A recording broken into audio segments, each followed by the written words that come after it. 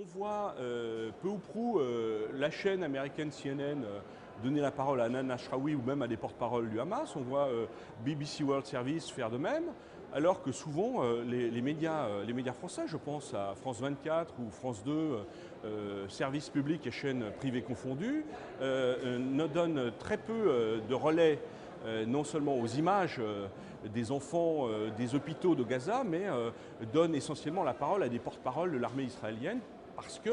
très souvent, malheureusement, ces rédactions n'ont pas les contacts suffisants, soit avec le Hamas directement, soit avec des experts ou des observateurs arabes qui seraient à même d'expliquer la situation de manière un peu plus équilibrée. Donc,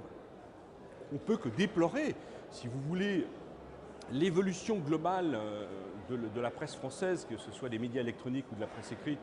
que je dénonce depuis très longtemps comme un phénomène d'orwellisation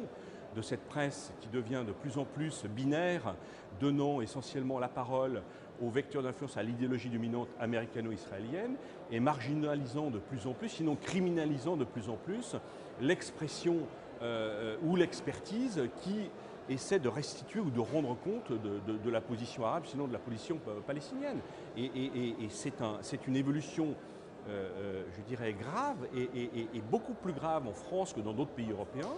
En Allemagne, la presse écrite est très ouverte et très pluraliste. En Italie ou en Espagne de même, je ne parle pas de la Grande-Bretagne, il y a un phénomène spécifiquement français de culpabilité dans le traitement des événements proches et moyen-orientaux qui fait qu'on lit des choses beaucoup plus en retrait qu'on peut lire dans Haaretz ou même dans la presse israélienne. Pourquoi cette inhibition? Parce que très clairement, un pays comme la France n'a pas réglé ces questions de mémoire et d'histoire avec la période de Vichy, et qu'il y a une double culpabilité liée à travers le rôle des autorités de Vichy de 40 à 44, et puis le rôle aussi de cadres d'élite politique française, et on pense à la gauche française, au Parti socialiste, à la vieille SFIO pendant la guerre d'Algérie, qui fait qu'aujourd'hui, beaucoup de journalistes qui pourraient critiquer de manière équitable la politique israélienne sont très en retrait ou ne le font pas, pour ne pas être accusés, voire d'antisionisme, sinon d'antisémitisme. C'est toujours la vieille menace qui est redondante et qui est très bien mise en manœuvre et organisée par les